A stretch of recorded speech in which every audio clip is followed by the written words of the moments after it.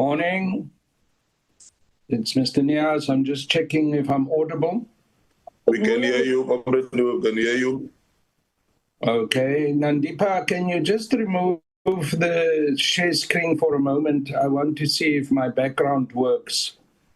Because I'm not in a place, if my background doesn't work, then I must not activate my camera. I just want to, I'll need it for a second, please. Thank you.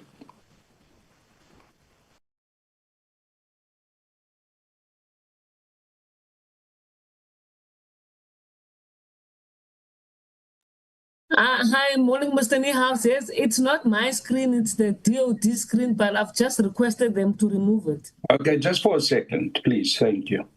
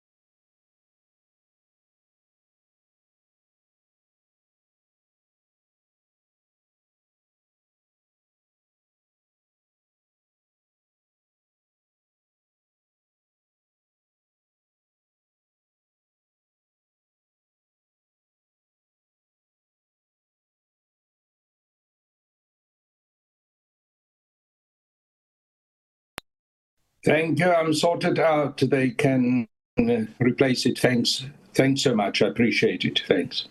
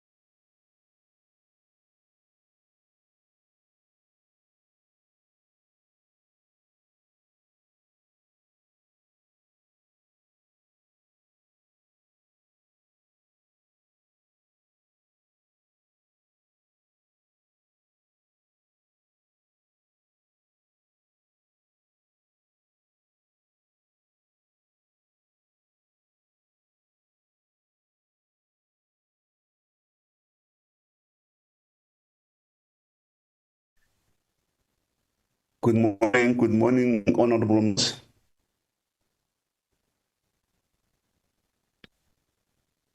Good morning, Honorable Chair. How are you?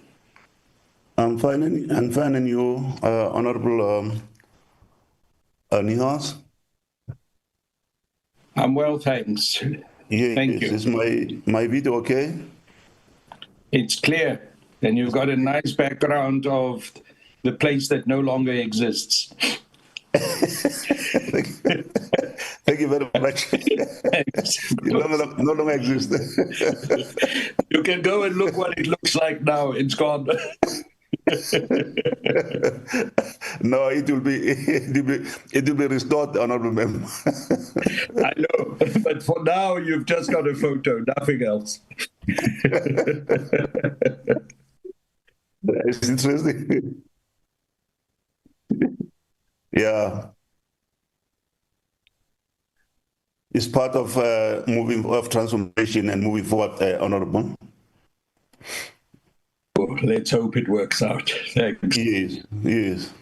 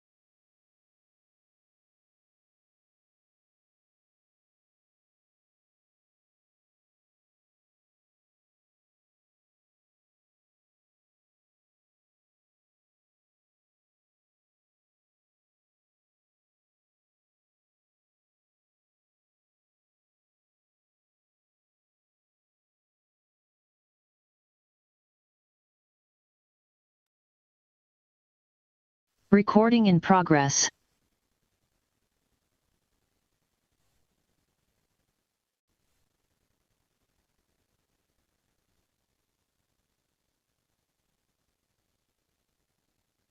Good morning, honorable members. Good morning, Chair. Good morning, Morning, Chair. Good morning, Minister. I think it is 9 o'clock. Let's start with our meeting.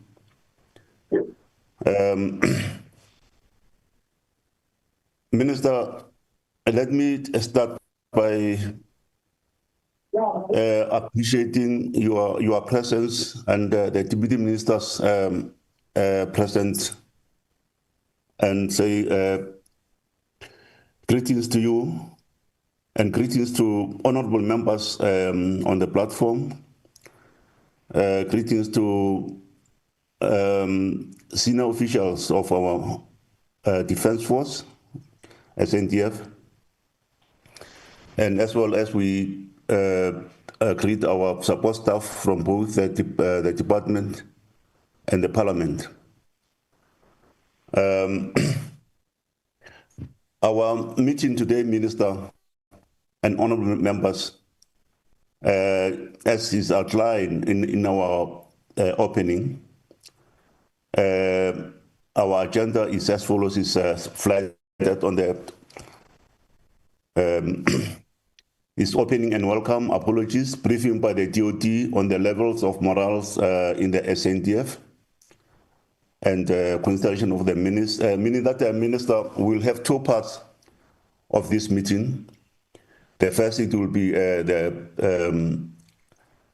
briefing by the department, and from there you will excuse us, and we will have our in-house engagement. As is outlined there, that is our consideration of the minutes. But without much ado, Minister, let me say we are really dealing with a very complex matter. The complex matter which deals with men and women behind complex military warfare today, in today's, and these men and women must be persons of trustworthy, skilled, competence, and highly competent to take on the daunting challenges of which are related to today's as military, complexities. Mayor General Kundu in our last meeting, I think on Wednesday, he elaborated on the strategic overview of the policy work being done, which is based on South African White Paper on Defense of 1996, the South African Defense Review of 1998, and the Defense Review of 2015. And people who must carry out all these policy goals and objectives must be men and women of trustworthy, people with a high moral standing. So, Minister, without much ado, let's proceed. Let me officially welcome you, and we really appreciate your presence in all our meetings, Minister, and the deputy ministers, and all the officials on the platform. We will then just follow with the protocols, that is the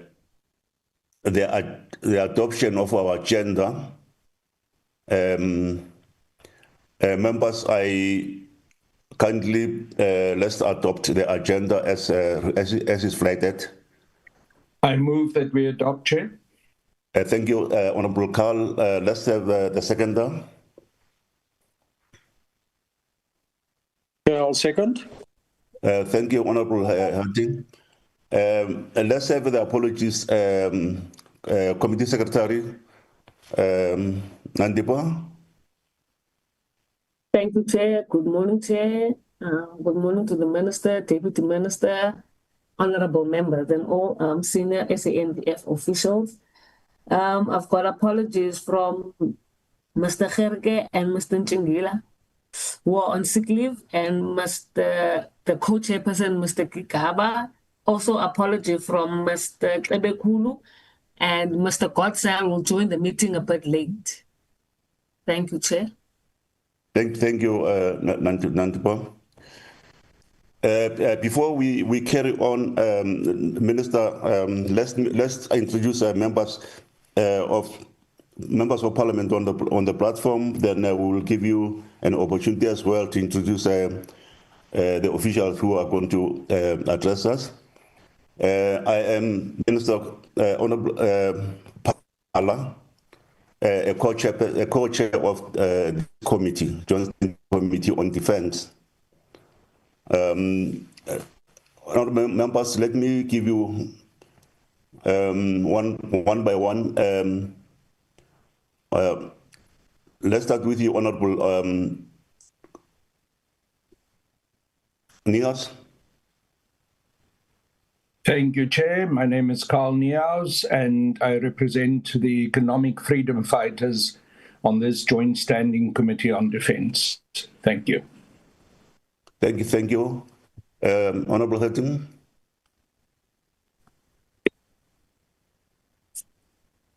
Good morning, Chair. My name is Chris Hutton. I am a member of this committee. Thank you. Honorable Plugis. Thank you, Chair. I'm Honorable Plugis, a member of both committees. Thank you. Honorable Hala. Good morning, Chair. Hala, member of this committee. Thank you. Thank you. And Minister, I do not see any other. Comrade Noe. Honorable Noe, sorry. Thank you, Honorable Chairperson.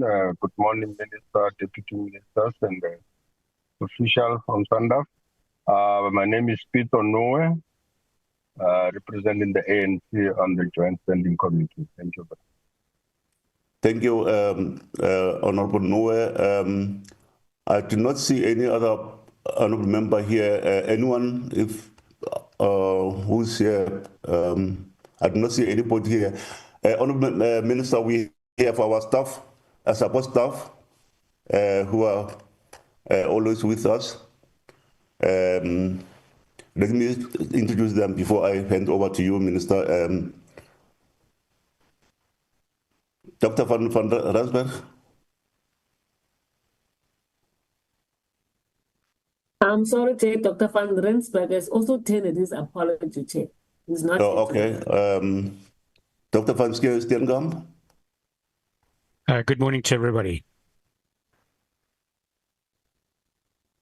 Thank you, Doc. Nandipa. Good morning, Chair. It's Nandipa Makakwa, Committee Secretary. Ms. Ando.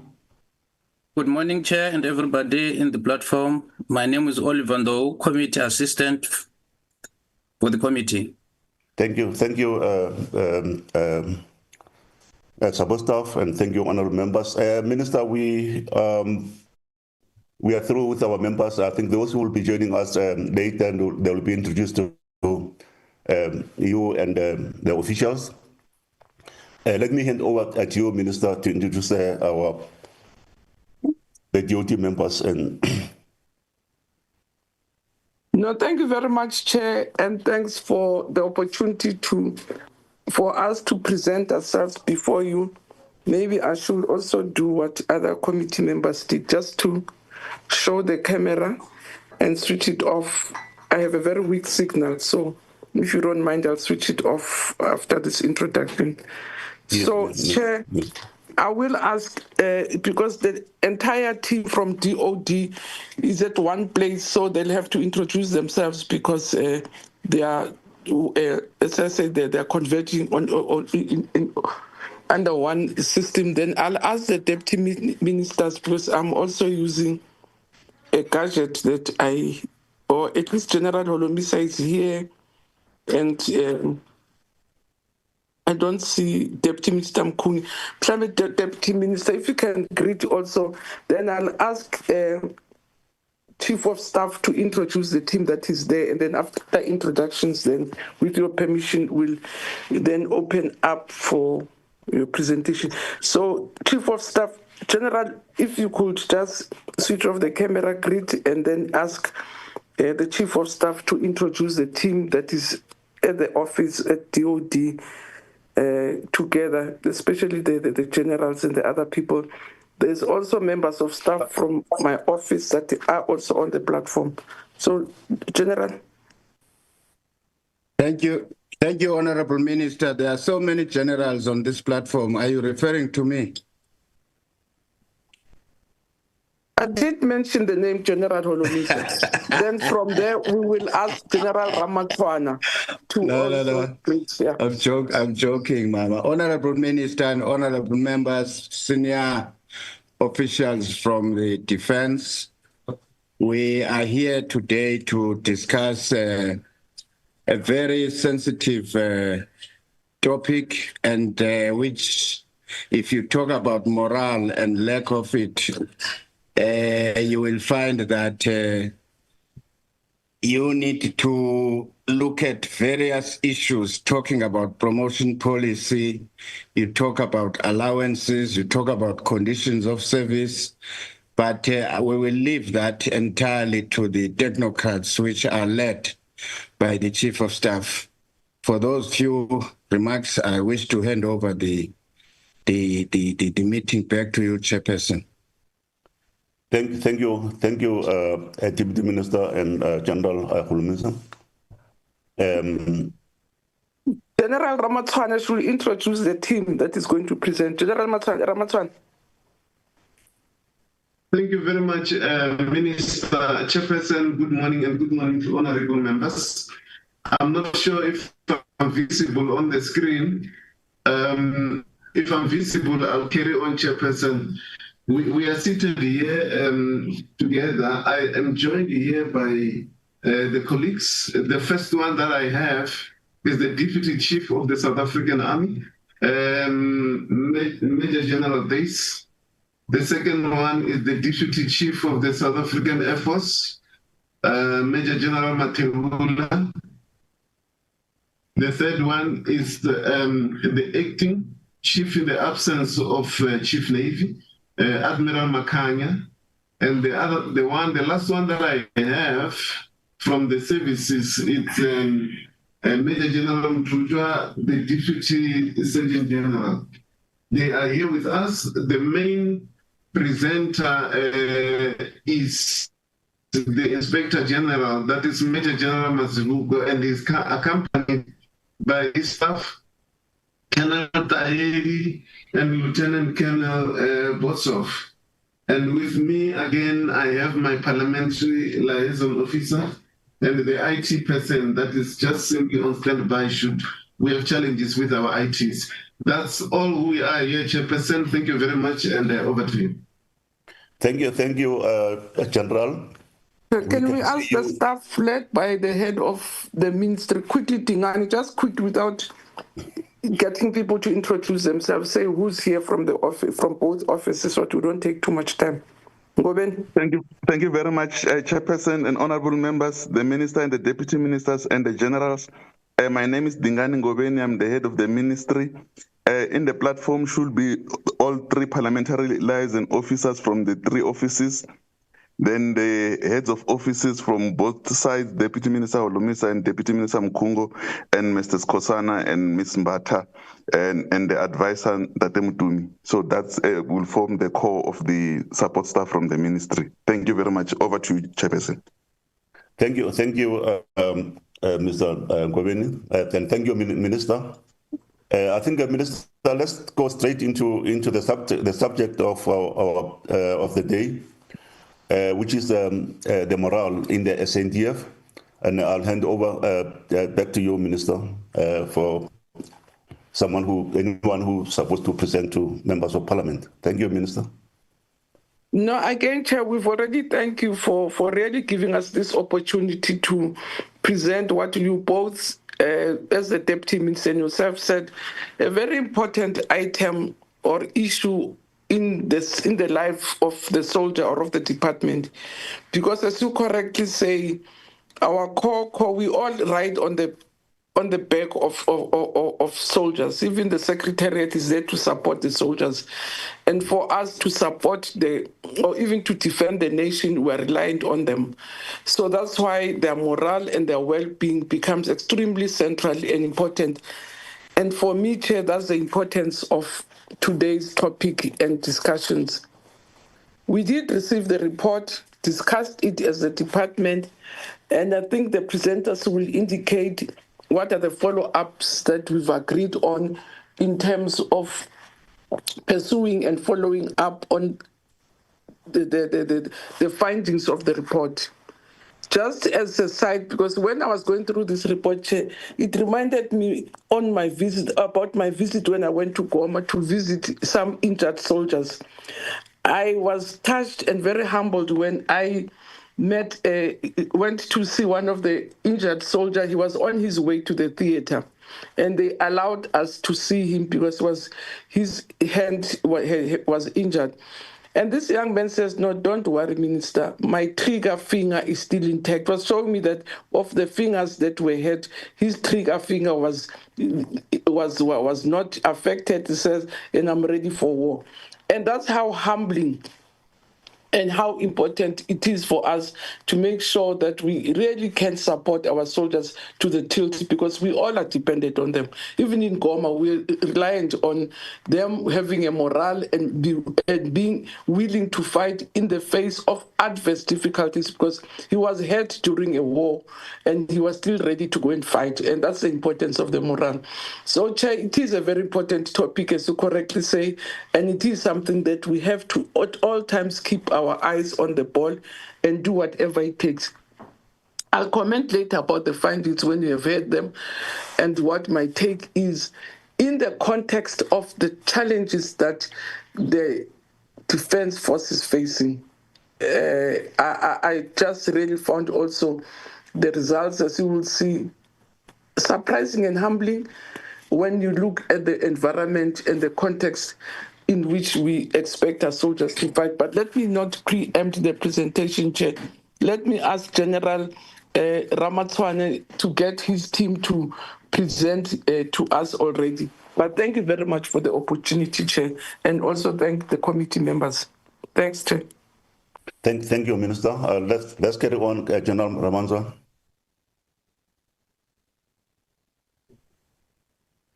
Thank you very much, Minister, and thank you very much, Chairperson. Thank you, members. Chairperson, just some additional information. We've been joined here by Chief of Human Resource, Lieutenant General Malungi Saschongai, and we are also joined by Lieutenant Colonel Masilo from the Office of the SA Army IG.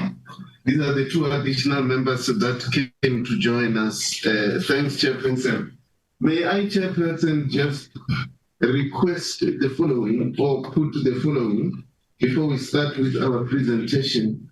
The first thing is to ask for your forgiveness, Chairperson and members of the committee, in the sense that as we were going through this presentation, we realized that there was important information which has been left out, and it was very difficult for us to continue without it, and that we thought we will not be doing justice to the honorable members. And so where we ask for forgiveness is that after slide number 7, we have added just one slide in the whole presentation. And so when we get to this slide, I think the honorable members will see how important this slide is, and it being a survey a moral survey, it was important to show how was this conducted and who were the participants and all of that. So this is where I'm saying we beg for your forgiveness. I have asked the presenter that each time when he's moving with the slide, he must refer to your, it will be fine up until slide number 7, but after slide number 7, he must refer to the documents that the honorable members have, just to keep on reminding them from time to time to say in the slides which they have, this is where we are. And in so saying, Chairperson, hopefully you are going to be forgiving us. Let me also say as a point of introduction, to say that in this survey, Chairperson, I think our sitting down in Cape Town we held that sitting as if we were talking about this moral survey that came out recently. And I'm saying so because the areas of factor number 12, you will realize, it's an area that talks about the resources of the Department of Defense. And that's the area where, in terms of the resources, we've gotten the negatives in that area. And there is also another factor that deals with the quality of the equipment. Even there, we've picked some negative in it. So these are the areas which the honorable members will concur if one says that our discussion centered around the resources within the Defense Force for the Defense Force to be able to carry out and execute its missions. Overall, Chairperson, I need to say, me myself, the survey results on training, I was slightly shocked. It's a bit higher than it was supposed to be, than what I would have anticipated that it should be. So without any further ado, and with the apology that I have tendered the Chairperson, once again, I just want to check if you say we must continue so that I can put the IG on the floor. Yeah, General, with the apology presented here, let's proceed. We cannot suspend the engagement. Let's proceed. The members will engage on what we are presenting. You know, there'll be some opinion on the basis of what you have presented. But let's carry on, General. Thank you very much, Chairperson. I am introducing to the members a presenter, that is Lieutenant Colonel Boshoff. He is going to be starting with the presentation. They are just loading right now so that we can start with the presentation. Thank you, Chairperson. It will only be some few seconds, then we will be starting. Thank you, Chairperson. Chair, nowhere here. While generals are still preparing, I forgot to pass the apology of Honorable Sokanyile. We were together at the airport. She maybe will join late because she boarded a later plane than what she anticipated, which will make her to join the meeting late. Thank you. Noted, Honorable Noah. Thank you very much. Carry on, Bill. Good morning, Chair. Good morning, Minister. Good morning, honorable members. Thank you very much for this opportunity to this morning present to you the Department of Defense morale results for the financial year 2024-2025. The aim of this presentation this morning will be to present the results of the Department of Defense morale survey financial year 2024-25. Sorry, can we see Lieutenant Colonel Boshoff, can you just fly then you will sit off. Can you just on your video? Let's see you then from there. Right? Oh, the video. Switch on the video.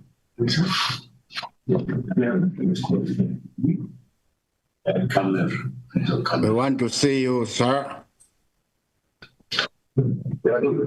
Thank you, sir. The presenter is standing a bit corner. I'm not sure if you can see him. We will have to relocate him. We cannot see him. We can't see him. We can't see him. Okay. Okay, I'll shift them around, Chairperson.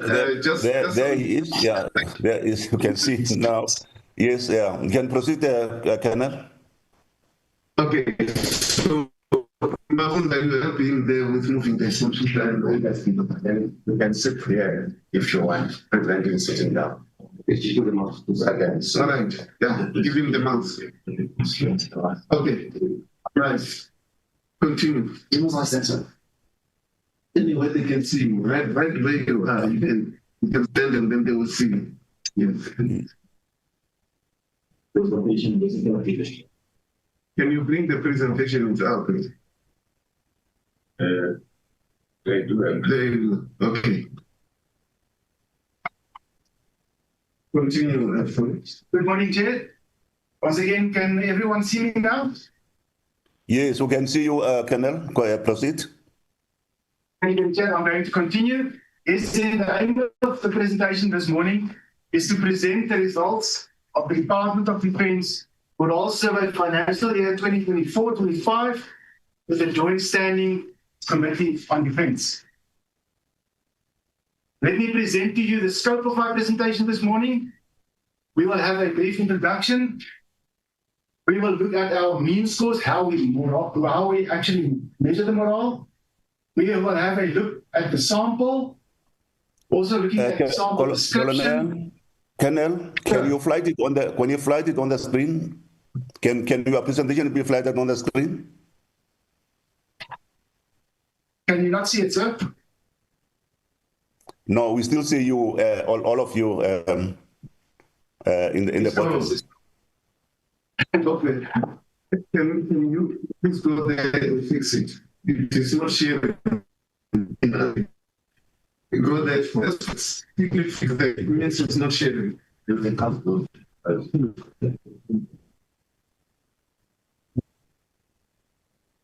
just switch it over so you don't over again.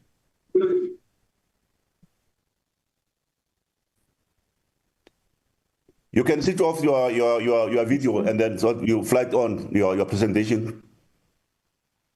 There you are.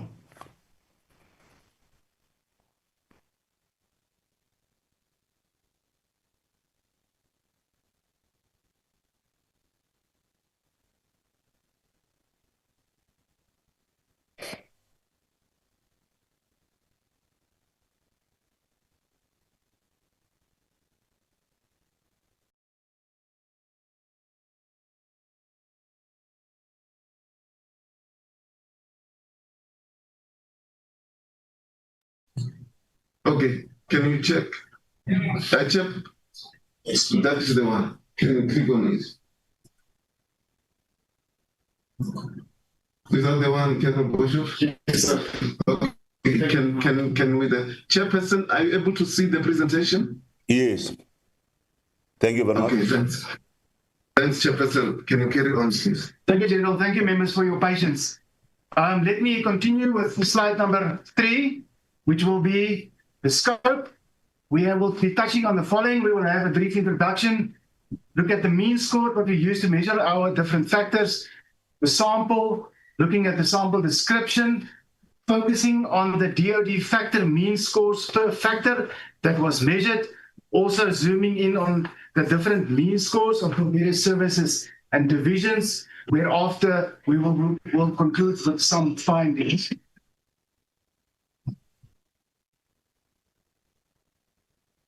Let us go to introduction, slide number 1 of 2. Dysfunctional workplace risk is defined as the risk where the workplace may not function optimally due to low morale. We also go further to say that low morale is caused by, amongst others, allowances, lack of resources due to financial constraints, lack of career progression due to poor management, poor discipline as a result of low morale, as well as the poor administering of our reserve forces. The negative effects of low morale may include, amongst others, absenteeism, low productivity, and a lack of commitment. If a risk indicator such as continued low morale is present within the Department of Defense, this may indicate that management risk might be prevalent. Important to take note that morale is not necessarily a given, and it has an intangible quality. Let us explain. It cannot be monitored solely by what an individual or group think or say, but what they do and how they do it.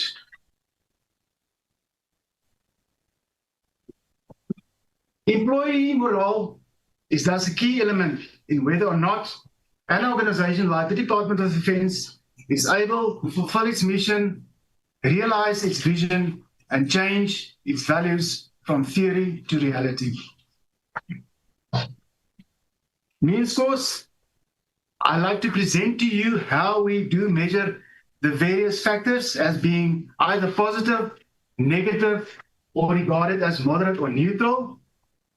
When a specific factor has a score of 3.4 or higher, it will indicate to us an explicitly positive rating. However, on the other side, if a mean score is 2.6 or lower, it will indicate an explicitly negative rating. When the mean score is from 2.7 to 3.4, it is regarded as moderate or neutral.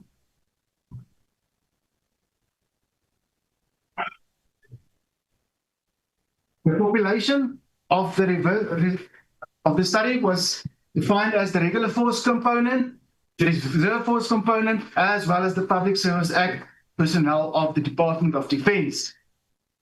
We used a simple stratified random sampling technique to select the participants.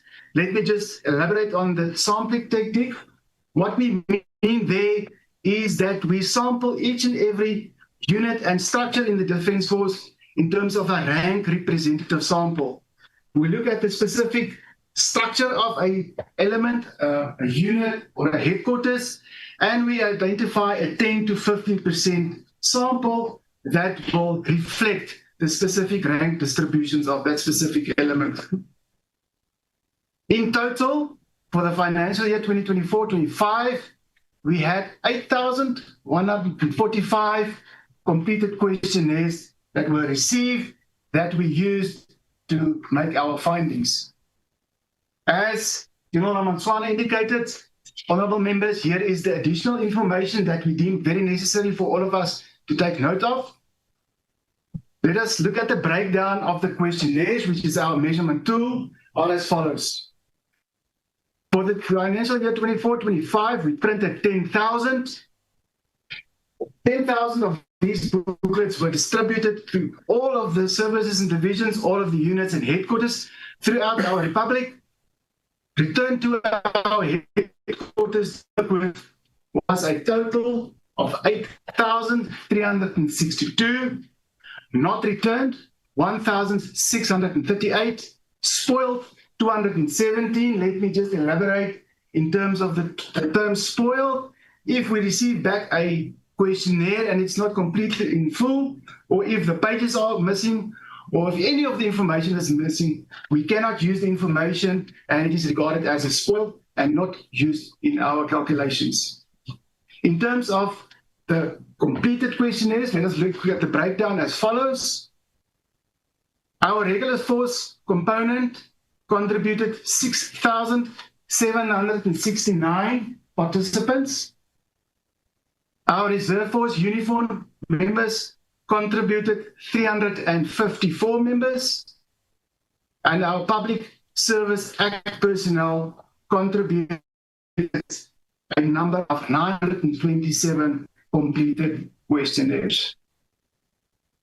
Going over to slide number 9 for me, slide number 8 for the rest of the meeting. I want us to look at the sample description. You will see various columns. Column A will indicate to us the specific rank grouping. To the right of that, column Bravo and Charlie, B and C, for the financial year 23-24, indicating how many members of that specific rank grouping were part of the survey To the right of that, column D and E is for the financial year 24-25. The reason why we do that is that we can see whether we are moving forward, are we moving backward. Our ultimate aim is to have as much as possible participants participating in our survey, because the more people participate, the more accurate the results is. There is our continued drive to each and every financial year, try and lift the number of participants that participated. If we look at column D and E, you can see that for all of the rank groupings, we actually did have more participants for the financial year 2024-25 than 23-24. I am going over to the next slide, which will continue with the sample description. In all of those rank groupings, we can see that we had more participants participating for the financial year 24-25. I want to take us to the total at the bottom. For the financial year 23-24, a total of 7,335 completed questionnaires. For the financial year 24-25, 8,145 completed questionnaires. I am moving over to the next slide, which will be the Department of Defense factor mean scores. As I've mentioned earlier, we are measuring 20 factors in our study. If one look at the second column, it is the specific factors. To the right of that, the scores for financial year 23-24. To the right of that, the scores for the financial year 24-25. Also next to the score is indicated the interpretation. As I've mentioned earlier, we work with our different scales. So to the right, you will see the interpretation of that specific factor. I'm going to give a few moments for all of us just to go through the slide. That is the first 10 factors of our study.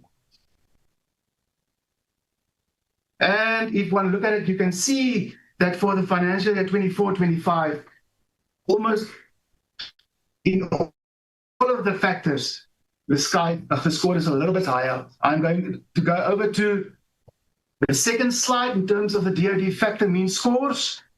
Factor 11 till 20. The same principle applied, comparing financial year 23-24 with 24-25. And we can see that for all of our factors, there was a higher score for the financial year 24-25. To the bottom of that, the DoD mean score, that is our overall mean score for the Department of Defense. For the financial year 23-24, it was a neutral of 3.1. Just to sensitize, 3.0 is the mid score, is the neutral score. So for the financial year 23-24, it was slightly higher than the mid score.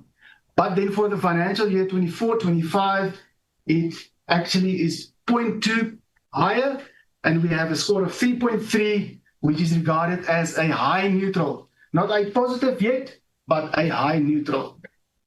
I'm going to move over to the next slide. The following two slides will display to us the mean score per service and division. Per service and division, once again, the same principle apply.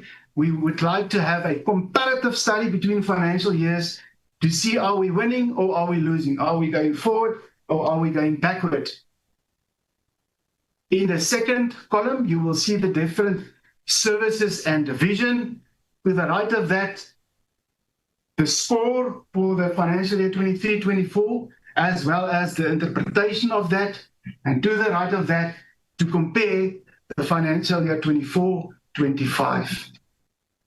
We have the scores of the Defense Secretariat, the Joint Operations Division, the Defense Intelligence Division, SA Army, SA Air Force, South African Navy, South African Military Health Service, Human Resources Division.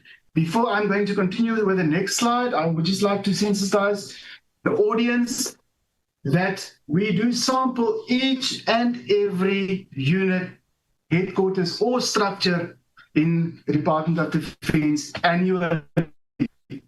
Just to give you a brief indication in terms of that, for the South African Army, for the financial year 24-25, we've sampled 90 units. For the South African Air Force, 57 units. The South African Navy, 30 units. The South African Military Health Services, 31 units. So in terms of our services, we surveyed 208 units or structures. In total, adding all of the other services and divisions, we've surveyed 343 units or structures. I'm going to move over. One can see that some of the services is staying the same over the 2 financial years. Some of the services and divisions actually have an improvement there.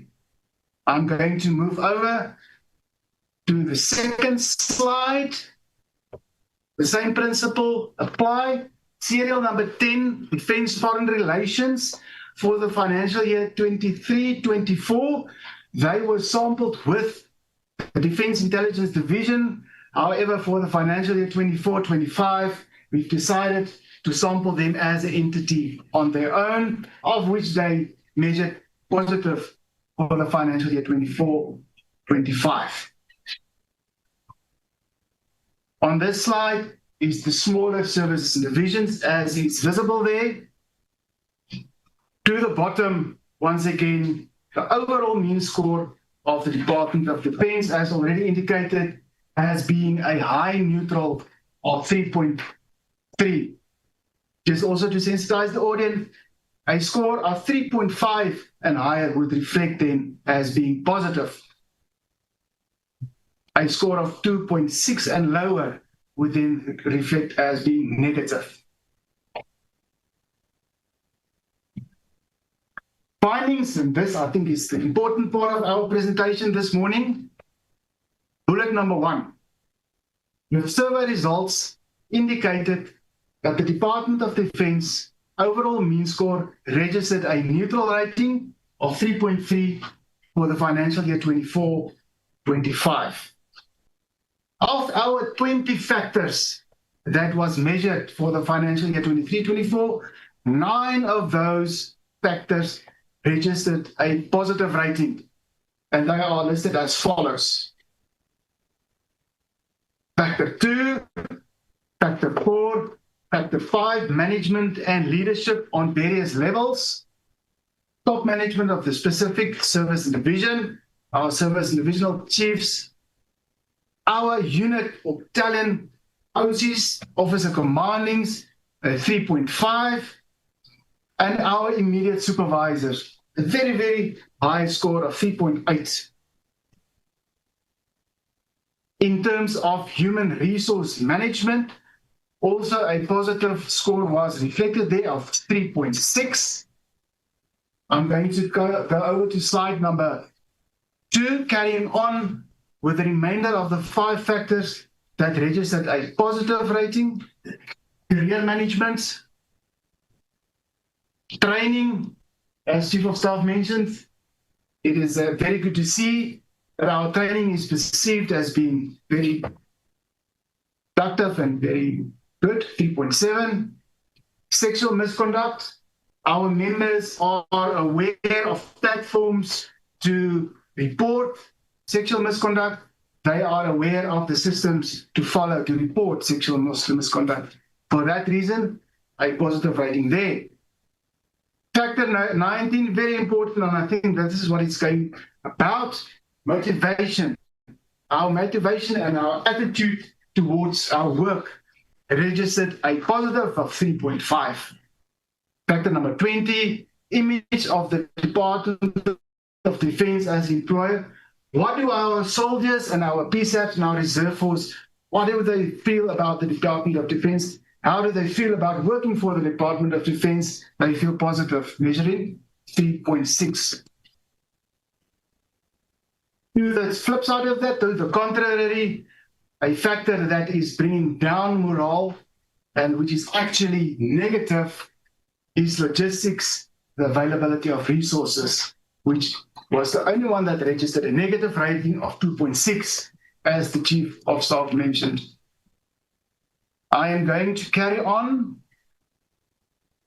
to findings 3 out of 5, confirming we have 9 positive ratings, 1 negative rating, and the remainder of the factors registered a neutral rating. However, very good for this financial year 2024-25, as I've mentioned previously, none of our scores observed a decline. All of our scores observed a marginal increase in terms of perception.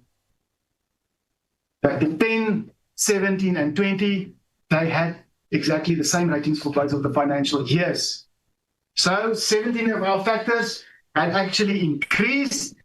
3 of our factors stayed the same. None of our factors actually observed a decline for the financial year 24-25.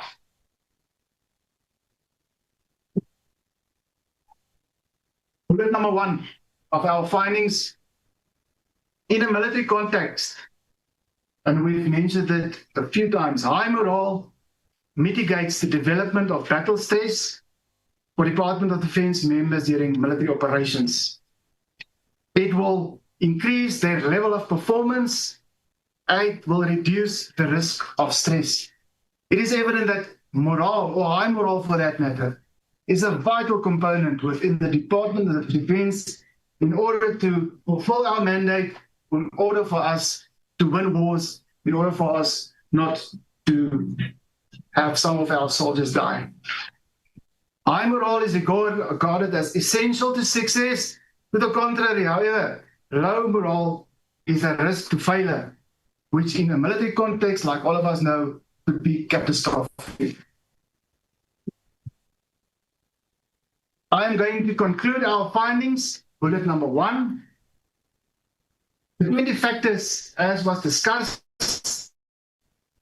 are very important for the development and maintenance of morale and should be attended to at all times in the Department of Defense. To bridge the gap between the current state and the ideal situation, plan of action needs to be generated by our different services and divisions to improve the negative and neutral perceptions that Department of Defense members hold. Just to clarify that, although there's positive ratings, there's also neutral rating. A neutral rating is not necessarily good news, because if a neutral rating is not attended to, it can definitely decline into a negative rating, and that we do not want to have. So it is very important that we continuously give attention to these perceptions, even those factors that measures positive, let us confirm that they stay positive.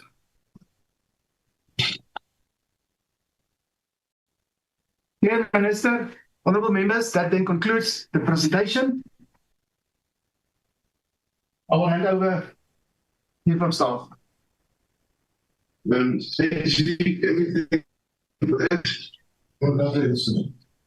Thank you, Chairperson. That's the presentation from our side. Thank you, sir. Thank you, General Armando, and thank you, Colonel Boshoff, for your presentation.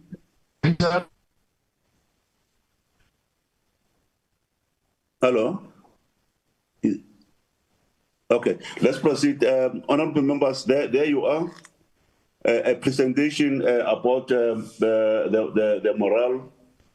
And as we have stated that the morale is an asset in the organization. It's a key asset in the organization. Without a morale of members of the institution, you can have all sophisticated equipment, but if the HR, the human resource, the men and women behind those equipment are not at the level in which they're supposed to be, is a disaster. So I'm opening for engagement, honorable members. Kindly raise your hand. And let me apologize that I got cut when I was at slide 13, and I reconnected at slide when the presenter was at slide 18. So I missed those slides 14, 15, 16, 17, and 17. So, honorable members, the platform is yours. Kindly raise your hands. I see Honorable Nihas. I see Honorable Danue. Okay, let me start with the two hands, and others will follow. Let me start with you, Honorable Nihas. Thank you, Chair, and I want to thank the Department of Defense for having presented to us this very important survey on morale.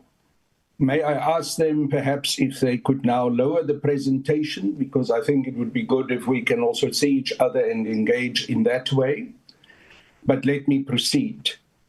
Chair, I must be honest that I feel that the presentation that we have received here today does not reflect the reality of what we encounter in the South African National Defence Force. I think there is a gap between the reality, between what we as members encounter when we go on oversight visits, and when we are also engaged by members of the South African National Defence Force. Now, I do not want to undermine the integrity of those who have done this particular survey, but I do want to raise some serious concerns and questions which I hope they will be able to clarify to us. As far as I understand, this survey has been conducted internally by the Department of Defense. My concern here is whether the members who have participated in this survey had the sense of security and guarantee that their responses are in a way that it is not revealed, therefore that they are anonymous in their response, and that they could not be victimized for their response. That is very important, Chair. And I'm concerned about the high number of the questionnaires that have been handed out that have not been returned, 1,638. And also a significant number of spoiled questionnaires, 270.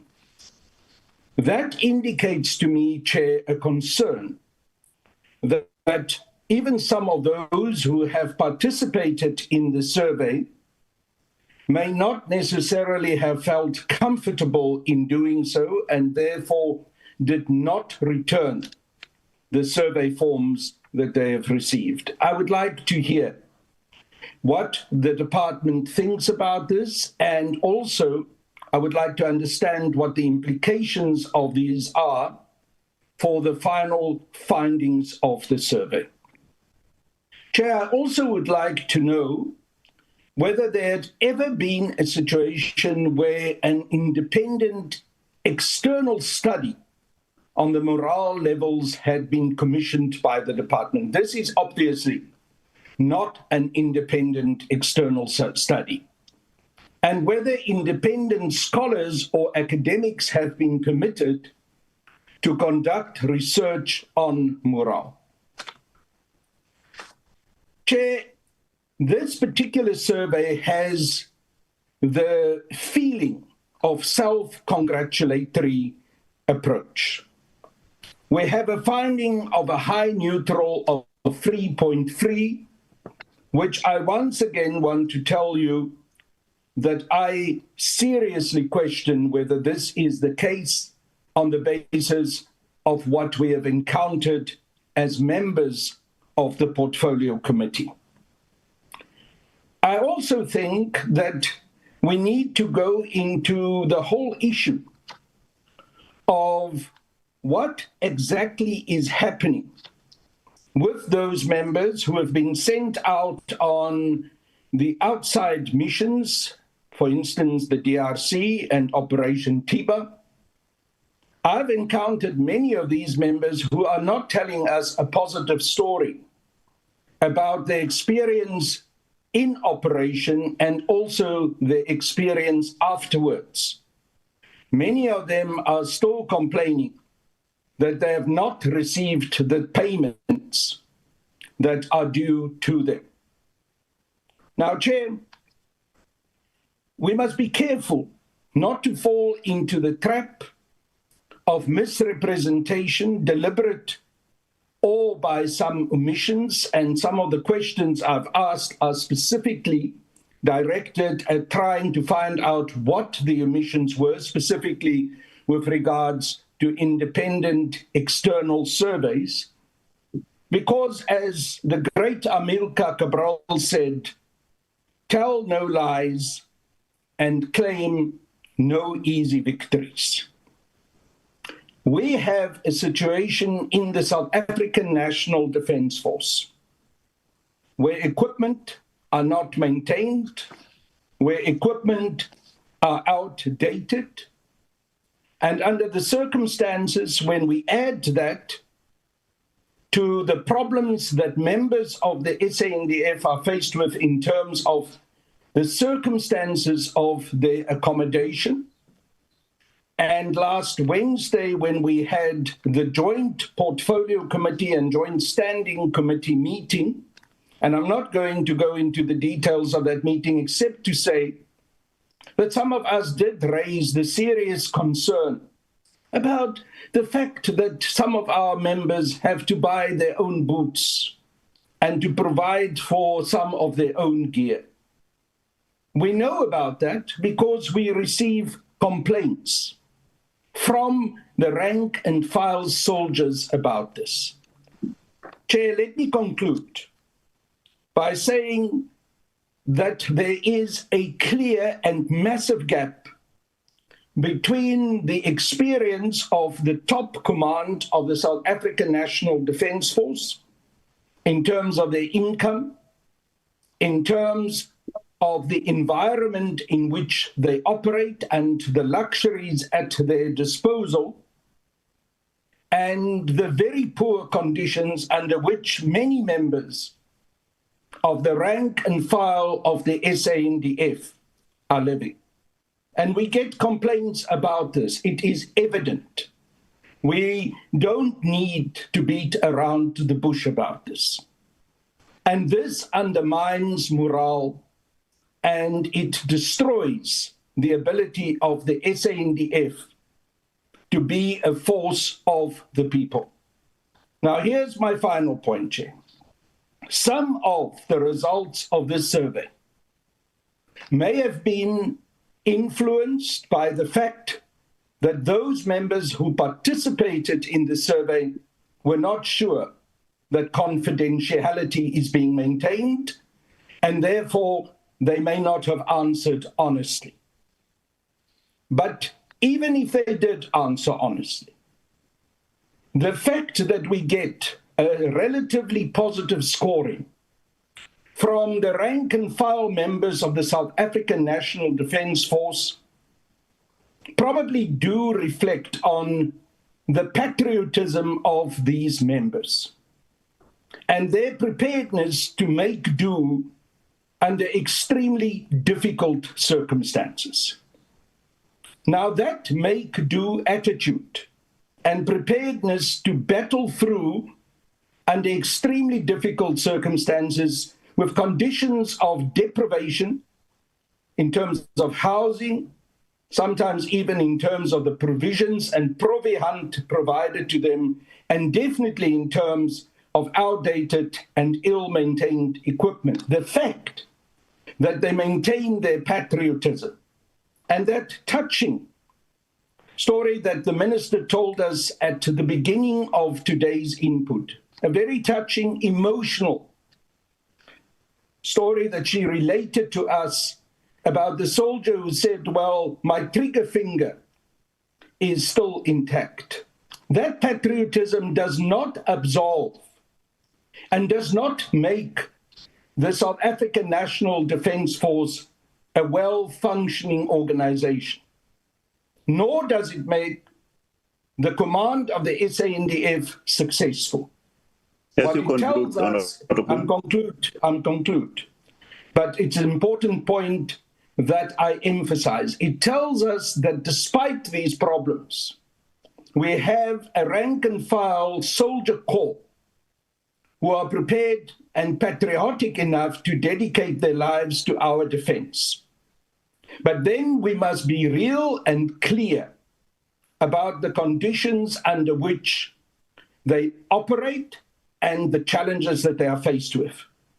I'm sorry, Chair, but this survey, as we have received it today, I do not believe is honest. It does not reflect that reality. It is telling some lies to us, and it is claiming far too easy victories. Thank you, Chair. Thank you, Honorable Dios. Honorable Noe. Thank you very much, Honorable Chair. Forgive me for not showing my face. I'm in the car. Let me greet the Minister, Deputy Ministers, and everyone else of officials and honorable members. Show your face, what we say we're speaking to Honorable Noah, and then you can sit off. Yeah, my picture may not come out because I'm in the car. So you'll forgive me if you don't. There you are. You okay. You can sit off. Recognize the Honorable Noah's voice anyhow, Chair. Okay, Chair. My questions are very few, Chair. Firstly, I will start with the one that Honorable Niehaus has already addressed, but I will approach it from a different angle. My questions will be a question, comment, and as well as a recommendation by itself. On the unreturned and spoiled, my reflection, Chair, might be correct or wrong, but I consider it like during the elections where we find that the turnout might not be what is expected, like in the youth section. And then that is always considered to be somehow a lack of enough elections or voter education. So I just want to establish whether is there a process or a program of educating members about the importance, or even to encourage them in order to understand the importance of this means test, because it's going to help to contribute to their needs and the upliftment and improvement of the weakness areas within the defense. So if it is not, I think it is important to have such so that you do not experience what we have experienced here in the numbers of papers that were not returned and spoiled. And also whether during the course of the year, before the survey starts in different offices or areas, whether you have a complaint box where maybe members can put their complaints or dissatisfaction or concerns, which can be then collated and then can also be used to reflect or understand the situation even before the survey comes, which will also be very helpful. And then, Chair, on the underscored divisions, the 2.3 of corporate, and the 2.4 of inspectorate, and 2.6 of logistics.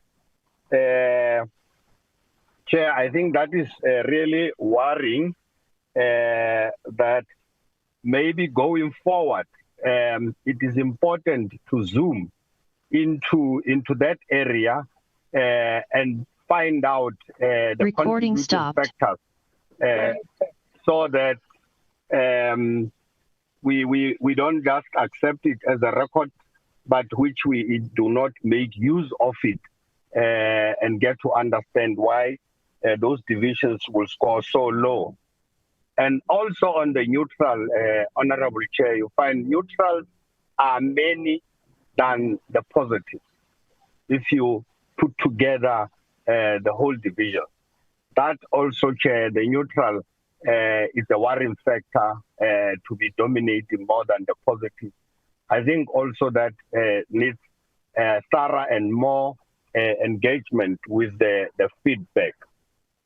And then lastly, Chair, on the report itself, we noted that it was not included in the department's annual report.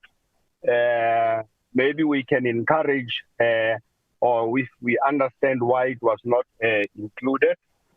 And then also, Chair, Honorable Kalnihaus has touched on this one, whether this means test, does it undertaken post deployment like your Bangui 2013 and post ops TIBA, just specifically so that you know whether what is the level of the dissatisfaction, as Honorable Niehaus has elaborated on it. Lastly, Chair, is there a defense? Is the Defense Inspectorate able to assess the levels of the morale pre-deployment and during deployment and post-deployment? Because, Chair, as we were interacting during our oversight, we had really horrible stories, if I may use that word, especially on the state of readiness. We picked it up as though not enough was done in terms of ensuring that we are ready on a number of areas. I'll just cite one example, Chair, whereby even though it is not necessarily on personnel, but it's on resources which definitely contribute to the morale, whereby we were told that there was a stage where a truck which was driven to be airlifted to DRC, somewhere in Uppington, it got broken down, but the same truck was still pulled and airlifted in that situation that it then could be attended to at the operation area, which I think it didn't appear good. So that is one but example that I'm citing, Chair, as far as resources that also may contribute to the low morale of people who are already in the battlefield, and then you bring them a car which is unserviceable. So, Chair, that would be my contribution I submit. Thank you very much. Thank you, Honorable Noe. Honorable Heading. Thank you, Chair.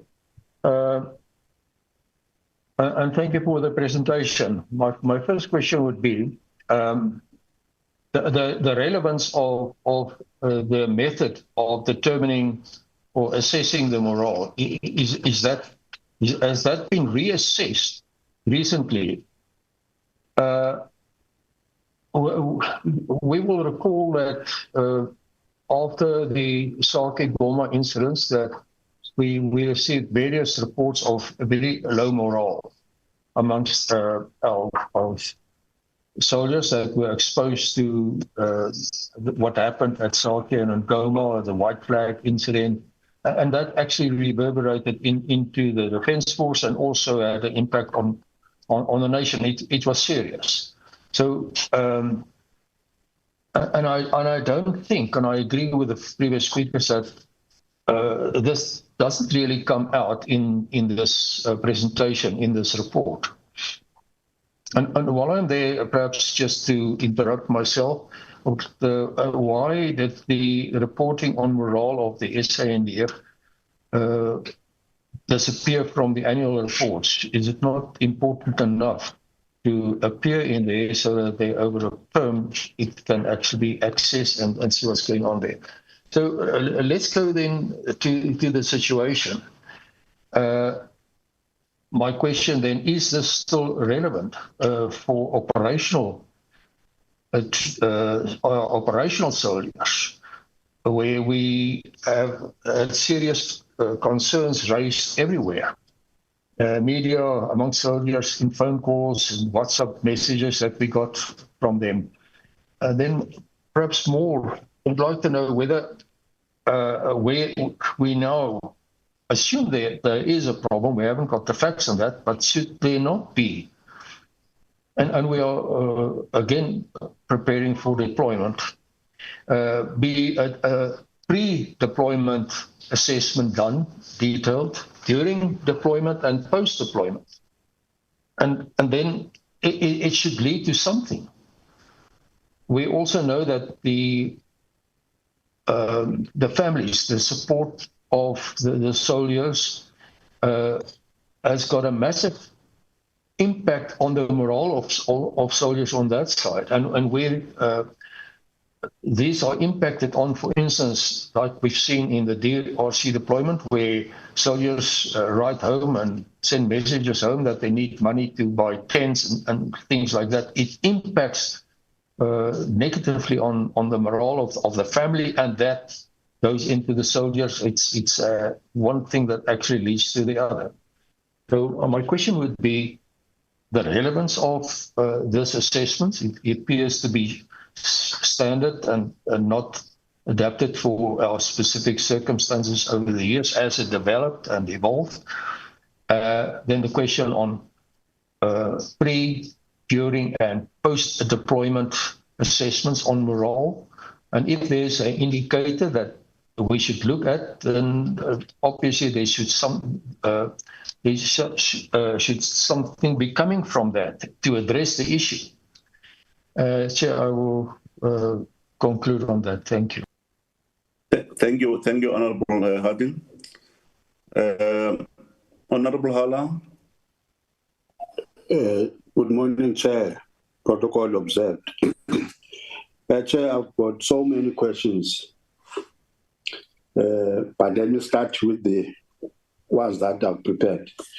What remedial action has been taken at those units where morale has been consistently low? The second one, what remedial action has been taken to address logistics availability of equipment and quality of equipment, which are persistent contributors to the low morale? Lastly, Chair, what specific actions and interventions are in place to measure and sustain high levels of morale in those units who have been externally deployed in combat and combat support role? Thank you, Chair. Thank you, Honorable Hala. Honorable Plugins. Thank you, Chair. Chair, mine is on the theoretical basis. I just wanted to check what theoretical basis, as I've said, the baseline, where have this study been, the moral survey been done outside of the South African Army? So what basis did they actually use to do this survey, Chair? And secondly, where it was found that the moral is not as good as it is, what intervention did the leadership of the army implement or mitigate during the time after the survey was done? And also, Chair, my issue is I want to check with the leadership the issue of promotion and what impact that itself play on the moral of soldiers in the army. That is my submission, Chair. Thank you. Thank you, Honorable Plugis. Yes, Honorable Minister and or the officials of the SANDF, the DOT, the overall concerns of members are that the report does not speak to the realities on the ground. And the members are saying this because of they have been on the oversight and they have engaged with members at various levels. And when you look at the scorecard for SA what do you call it, military services, 3.4, really does not speak to what we encountered when we were at 1 mil and other health services in the country. So without saying much, Minister, I will hand over to you, to answer to the concerns of the members. Thank you, Minister.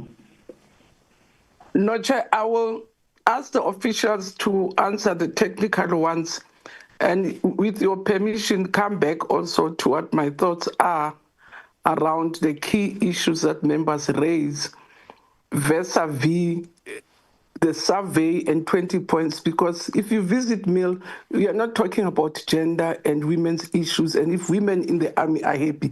So some of those 20 points are supposed to even go beyond what we would have possibly picked up during your visits. But I don't want to get into that space. Let the officials answer, then the DMs are here. Also, what is our take on what the members are raising, but also what is our take on the survey and what we think should happen. So with your permission, can I hand over back to General Ramatswane and his team? Yes, Minister. Thank you very much, Minister.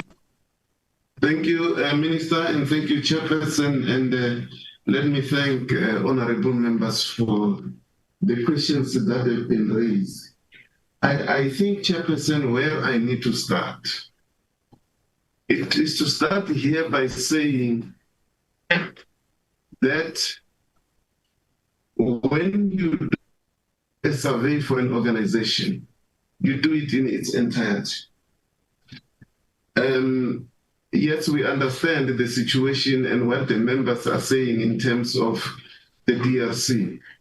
But when you do a survey, you do a survey in its entirety in an organization, because you want the results in all areas of the survey. And this is what has been done right here. Maybe I must also indicate the fact that when we talk about the issues around the equipment in the DRC and everything else that was said about the DRC, we should not be shocked.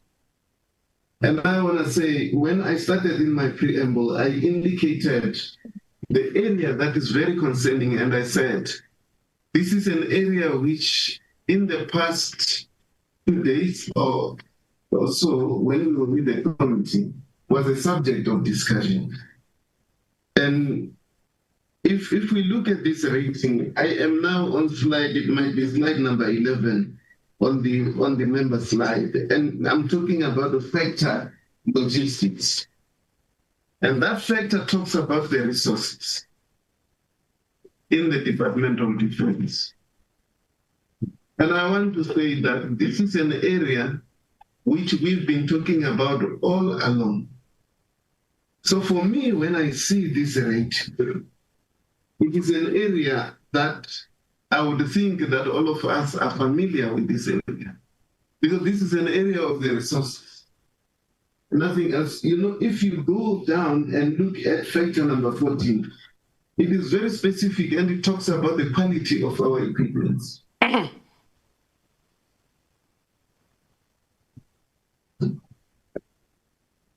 My apology, I didn't hear somebody was saying something, but let me continue. I was saying this then is about the quality of our equipment. Now I'm saying that rating, let's look at it. And so you have got factor 13 and factor 14. So if those factors have been our cause for concern to say we need to modernize, we need to renew our systems, and that is what we were seized with as the members of the committee and the Department of Defense together with the National Treasury, and we continue to be seized with. Now, this answers the question to say, but what has the department been doing all along when this survey was found? What has the department been doing all along when the previous survey was done? And this we can say, honorable members, I don't know how can I demonstrate or prove that the department has been seized with these issues. 2023, 2024, we've been in it. And even long before that, we've been in this. Hence, these two areas, for me, I expected that this is what is going to be long before I even see the outcome of the survey. May I also bring something out? I think this question is very, very important. And it was asked by the honorable members, and the honorable members seem to be having a concern in terms of the survey that's being done internally in the SANDF. The only assurance that from where, and I understand, because then the question, the comments that are being made are that would my name be secured? Would I be protected? Just so that I don't reveal the information. I can only say to the honorable members that me, myself, I don't know, I have seen this survey not long ago because it has been taken and distributed to those who must act on it. But for the purposes of the concern itself that we have, I'm not going to promise members what we are going to do, but we are going to give feedback into the Military Command Council. I sense this concern cut throughout. In other words, what I'm hearing the members to be saying is that the members would want to get combined assurance. So an assurance that is solely from the DoD, the members have got a problem with that. But I need to give you the confidence is that the members doing this survey, it's not a big structure, it's a small structure, and these members are qualified in doing in research methodologies, and they're so well qualified. And you could see in the presentation the type of methods they followed in terms of their research. But I'm saying, I sense the members are saying to us, we need combined assurance. Now, if that is then the point of saying we need combined assurance, it's an area that one would have to take back and to make sure that we discuss. Now, what has happened within the services, there is a point here that says, I think it was raised by to say, what has happened in those units or in those services since we have? May I just sample a response here? And I'm going to ask two officers, two of the officers that I have, Chairperson, you can ask them, they're sitting here with me.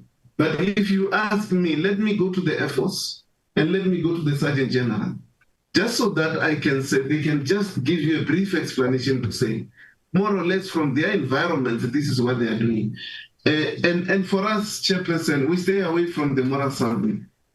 If there is a feeling of saying, but the leadership might have interfered with this moral survey, that feeling may not be correct. And I'm saying so because we've done moral surveys and we've never interfered in that way of the Inspector General. The Inspector General does some of his inspections and some of his researches and reports directly, and he goes and reports to the audit committee.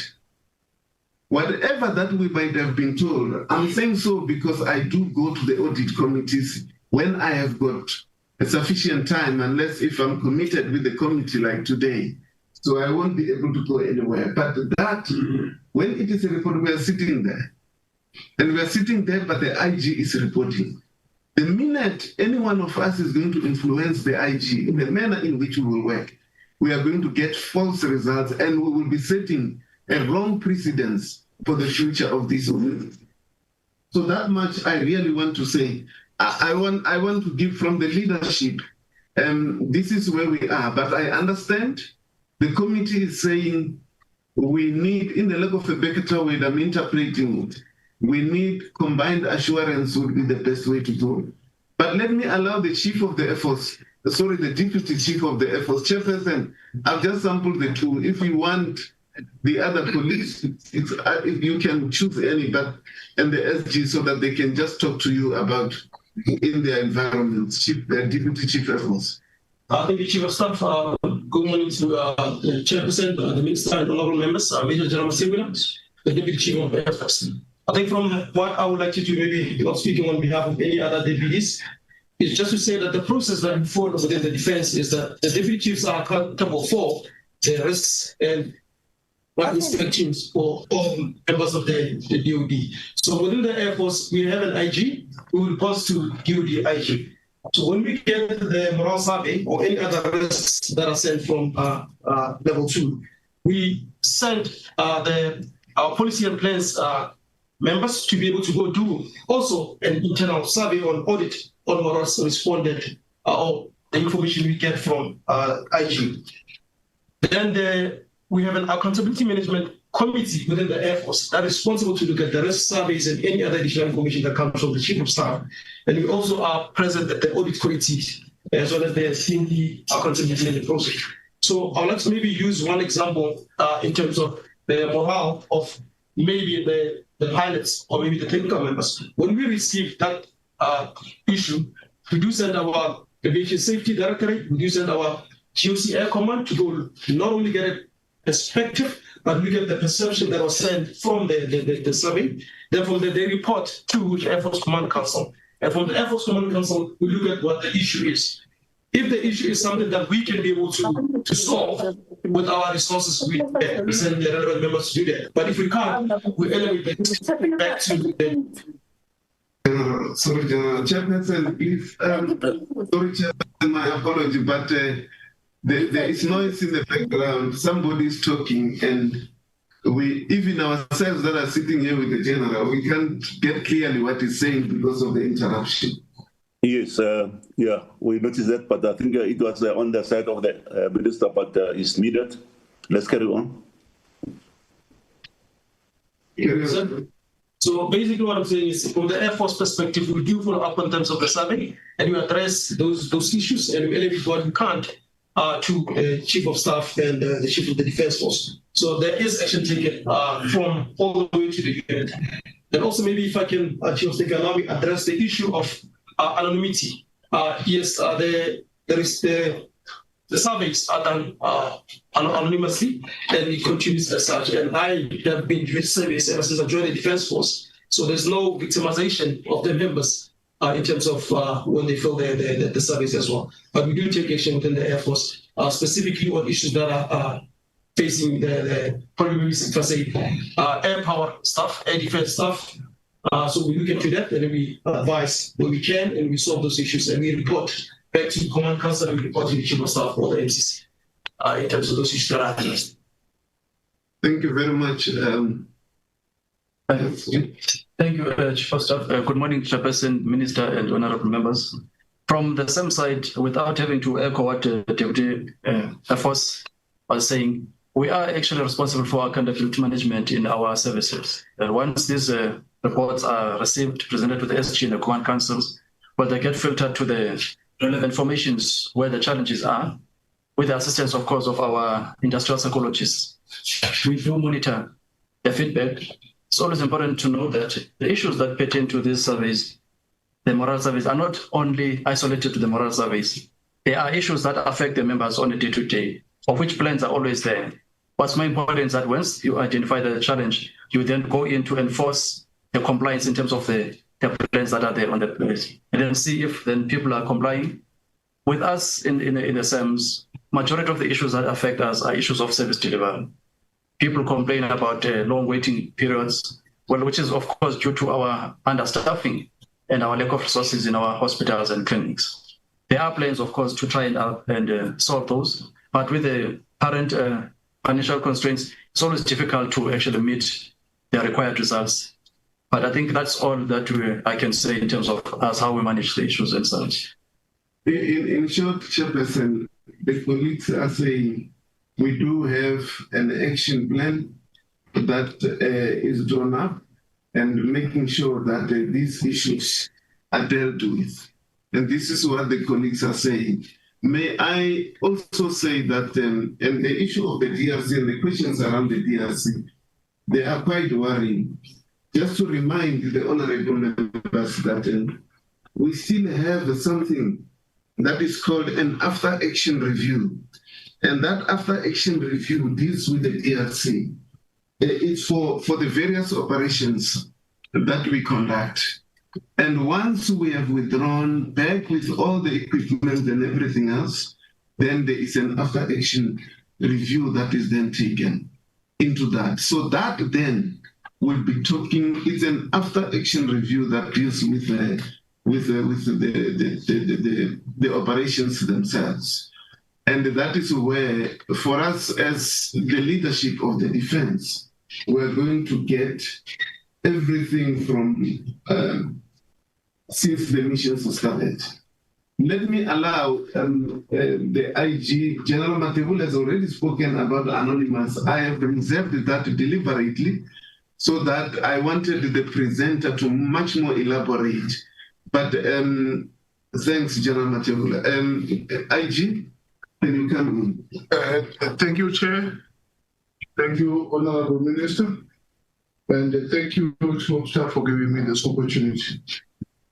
Some of the questions that have been asked by Honorable House, I'm not going to answer them because the anonymity has already been answered by General Matebula. Maybe members might not be aware of being anonymous because we do not even take their names. We just simply push the documents so that they can fill them. After that, they bring them back as a survey. Then we can act on them. Secondly, if ever I'm manipulating the results, I can't have the 2.7 because even myself, my inspectorate is having 2.7. I should have adjusted it to the nice one so that I can look very good. But I'm just giving the exact picture of what do we have in the DOD, including myself as well, because I'm also affected by the very same situations. Thirdly, I'll go to the issue of the operations. The Chief of Staff has already ended up in terms of operations, but when the debrief on to demobilize, we also do the survey here, but we do not have the resources to go into DRC because that needs to be in those mission areas. But we do this, the surveys as well as inspections, as well as audit around the borders in the deployments. Whatever Honorable the House was saying about people buying things for themselves and whatsoever, I know that when I've done the inspection, I personally visited the Limpopo deployment beginning of this year. And most of those issues I've addressed them with joint operations. However, they also boil down to the resources because you can tell them, but if ever they don't have the resources, we are actually poorly resourced. How are we going to maintain those deployments? It's quite difficult. We're actually encouraging the polarity in the borders, and we'll say borders are porous. We're encouraging people who are deployed to accept the briberies, because they need the money to be in a position to buy some other things. That is what we're actually doing. But with what we have, we try our level best as the leadership of this organization. We give what we have, and what we do not have, we can't be in a position to give. And lastly, sir, I would say, Honorable Kanyas, I took it not very lightly, that one, that I'm actually lying about this report.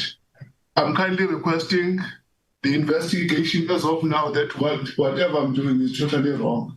Then I can be told that I'm doing the lies, because I don't take it lightly to be told that I'm doing this is lies. Thank you. That's the Kenneth there wants to answer something. Thank you, Chief of Staff. Thank you, Chair. I am going to just respond in terms of methodology, what we do and how we do it, just as to give all of the members clarity in that what we do is above board. I've heard that the central theme here goes, or one of the themes goes about confidentiality. I just want to confirm, as far as possible, we go out and we try and do these surveys physically. So in other words, a facilitator will stand in front of a grouping, will have the opportunity to communicate with that grouping. And during that physical survey, the members are first of all assured that it is voluntary. Research is voluntary. You cannot force someone to participate in research, first point. Second point that we always stipulated to the members is that your confidentiality, you being anonymous, your security of your opinion is protected. Okay. You must not write your name on the survey questionnaire. You must not write even a unit code. You must not write a name. Okay. Your input is confidential. So we do assure our members before completing the questionnaire that that is the fact. Second of all, I want to reply in terms of empty questionnaires or spoils. Once again, like we said, as far as possible with our resources and to our availability, we do try and see 10,000 people physically. However, it's not always possible. Okay, so for some of the units, especially those units that is not unit-based for continuous periods of time, we do leave the questionnaires there with clear instructions of how to complete it, and then we will come and collect it after a while. So during that process, it does happen that you get empty questionnaires back, or that you do not get certain of the questionnaires back. That is because research is voluntary.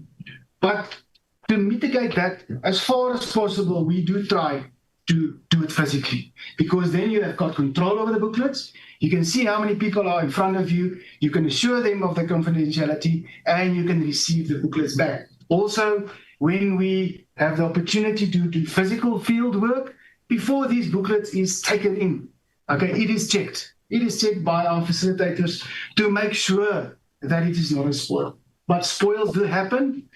It does happen. So as far as possible, our drive is to have as much participants as possible, and as far as possible, do it physically. I also just want to respond in terms of the 10 neutral factors. Okay. Neutral is not good. All right. And I think we need to understand that in context, is that this survey is an overall snapshot of the Mural. However, I think if one wants to go and look at the specific crisis areas, go into details, that is why there is 10 factors. And I wish to also to state that neutral factor is not good, because if a neutral factor is neglected, it can very, very easily develop into a negative factor. In terms, there was a remark by Mr. Noe in terms of educating our members, that they understand. Also, like I said, we, as far as possible, try to do it physically. When we go and do it physically, we make a point of it to explain to our participants what we are doing. We explain to them what is going to happen with this specific booklet in front of you afterwards. We do explain to them that is going to be published in a report, and that the report is going to be distributed. So as far as possible, with our resources, marketing is very, very important for us as members of the Defence Inspector Division to market it it's not nice to stand in front of an audience and they do tell you, here you are again. So we make a point in trying to educate members, to tell them that this is a good thing. This is not a bad thing. Your honest opinion is all that we need. And that is what's going to happen with your opinion. In terms of the remark, in terms of relevance of our questionnaire or our tool, our measurement tool, we need to keep up with the times. Things do develop, things do change. As part of our methodology, each and every year after our fieldwork cycle, we sit together and we get inputs from all of the facilitators. What is still relevant? Where must we change? What must we add? What must we take away? So annually, we do make a big effort to keep our questionnaire relevant for the times that the Department of Defense is currently operating in. So I wish to just indicate that it's very important for us to review our measurement tool annually to ensure that it's still relevant for what is happening currently in the organization.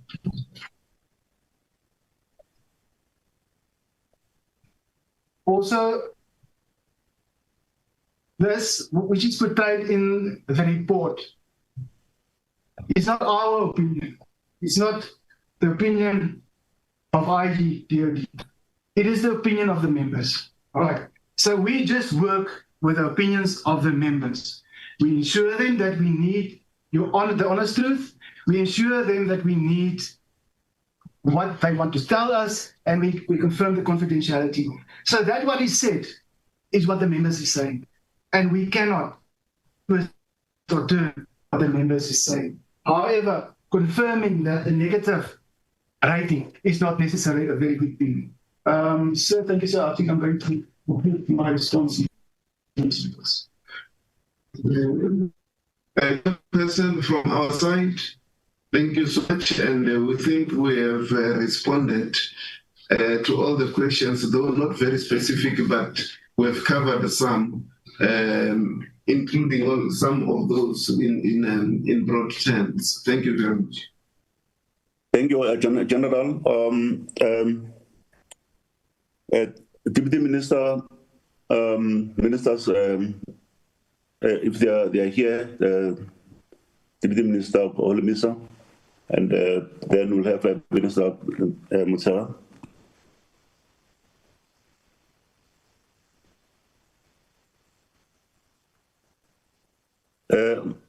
Minister, is Deputy Minister here? Sorry, Chair.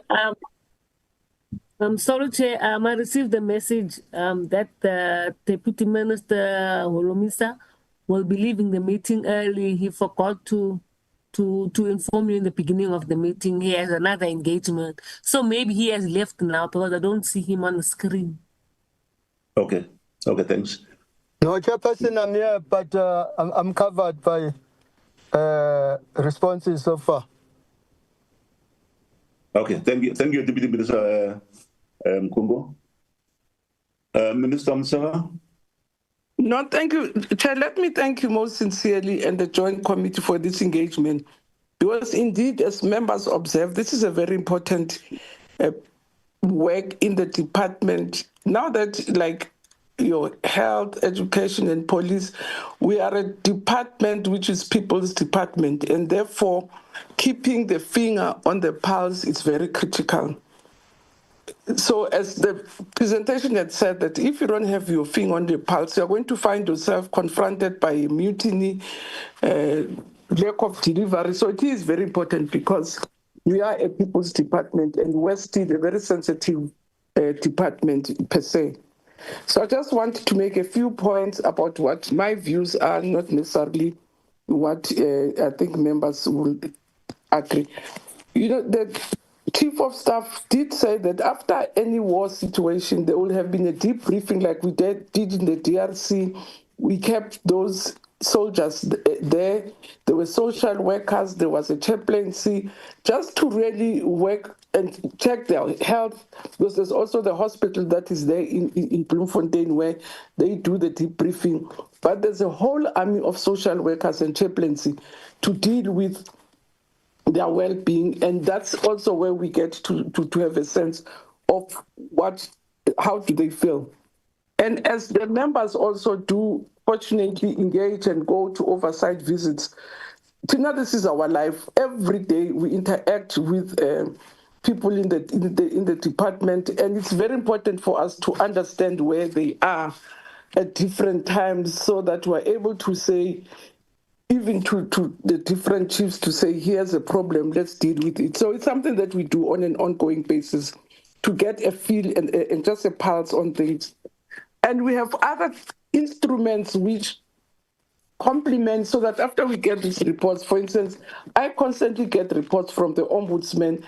And for me, instead of always getting to know cases that have been resolved and not resolved, and I have asked the ombuds to say, draw a common line to say, what are the things that bring people to you so that we can deal with them holistically and we reduce the number of people who are unhappy and run to the ombuds. So we also do those things. I also meet a chair with the chaplaincy, because the chaplaincy also, as an independent, it's part of the department, but also it's seen as neutral from the department, which also works with different members in the defense force, again, to deal with their well-being, but also in what their views are, in what their aspirations are, and where we're not doing things properly. And the same, I engage the HR chief to say, what are the common trends of things that bring people to you, bring disputes, get people unhappy and suspended. So that, again, if they are institutional, we deal with them. If they are policy, we deal with them. So the point I'm making, Chair, is that it is very important for us to get the perception and also the views of our workers. And it's in the interest of the department more than anybody. I was happy when I arrived in the department to find that the department has a recognized union. Because from my experience in other departments, maybe they're softer departments, it's very key to have a very good relationship with your unions so that, again, they help you to keep your finger on the pulse. They are the ones who alert you when there's trouble, if you work very well with them. But if you don't know what they're thinking is, what they're feeling is, you're going to find yourself confronted by difficulties. And I think most departments have used very effectively the relationship with unions so that unions can defend, can protect, and speak on behalf of their workers if the workers can't speak for themselves, but also as the employer, you know what is happening. So, Chair, I really want to say, for me, this is a key, and I'm very happy that we had this engagement because I think some of the questions have been answered. And I say, the importance for me of such surveys is to help the employer to have the finger on the pulse. It is actually more helpful to the employer than anybody else because you need to know the truth for you to deal with your situation. Otherwise, you'll find yourself in a very dangerous situation if you don't know what your workers are thinking. And as I said, some of the points that members have raised, I really do identify with them. But what is good about the survey, it goes beyond your immediate material things. You can look at the 20 points. The 20 points cover what we will not normally cover in an interaction, but issues of gender, issues of promotion. I was surprised that issues of promotion or progression have a positive taking place. In a big department like defense, you are likely to have lots of unhappiness when it deals with promotions because the pyramid is too big at the bottom, and to go through that eye of the needle and end up with generals, it's a very painful process, both for the department, but for workers, because you're competing for the same things. And it's a very stressful process normally. And I know, for instance, now the department is dealing with all the questions of placement, and I can imagine the anxiety and the tension that it brings with it. So I was quite surprised that they got a positive scoring. So in some instances, I'm equally surprised with members on some of the points that got, and agree with the researchers to say we need to unpack even the neutral. Because if it's neutral, it's not saying anything.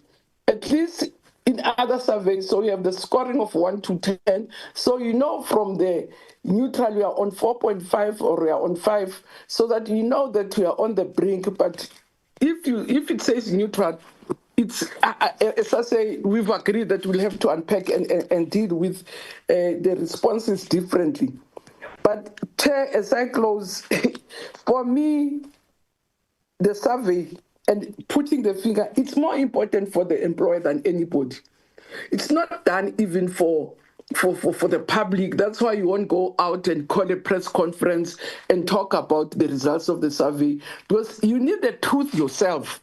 So that's why I will never doubt the truthfulness of the report, because this is not done for anybody. It's done by the employer for itself to manage its environment. And hence it has to be as truthful as possible.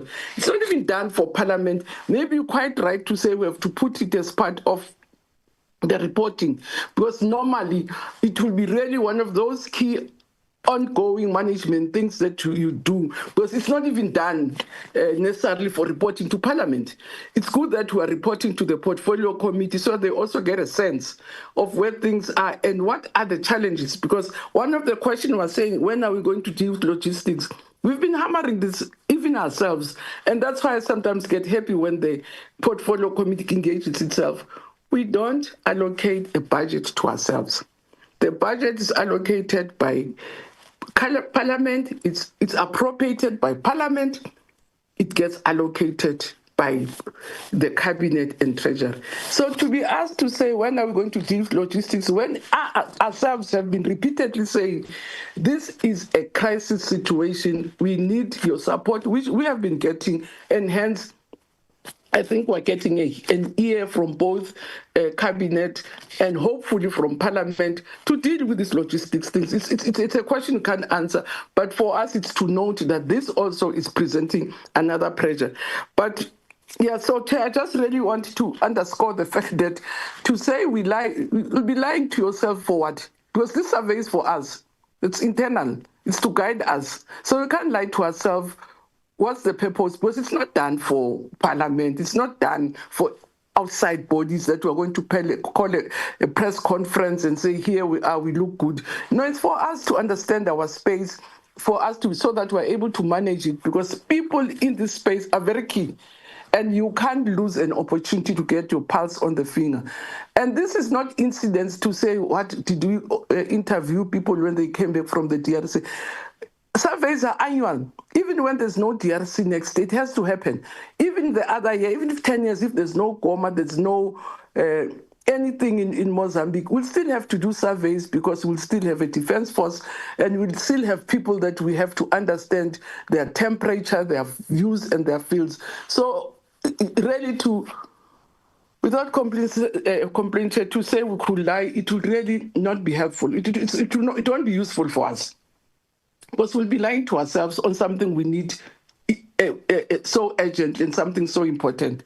So I thought I should make that point to say it's for us and it's not for the public. We won't call a press conference. Therefore, we don't need to lie or look good to anybody. But it's to report to you as the body that we account to and share with you. And I don't agree with Tadi Ramatsan to say if people are not happy, it's not for anybody. It's for us. We will not do these surveys. We will do them. We need them. From where I come from, different departments do this. It's very dangerous not to know what your members are feeling, especially in a people's-driven department like defense, police, health, education, all other people's departments. So, Chair, I really wanted to say that, and thank you again for giving us the opportunity to move forward, backwards and forwards, so that we also get an outside view of the work we're doing internally on areas that we have to look to say, where are the blind spots? And these engagements help us to also identify blind spots for us to improve our work. Thank you very much, Chair. Thank you, Minister. Minister, I like what you just said here, that this is a crisis situation. And the crisis situation, Minister, it requires all of us. It requires all of us as members of Parliament, to deal with these issues, as these issues are they hit right into the national security of this country. So that is what we are interested in, Minister. And rest assured, Minister, we as members of Parliament, we have a keen interest on these matters, and will want to be part of you and the officials to find a solution on these matters. Minister, I see one of our member, Honorable Carl Nias, still want to say something. Honorable member, we have,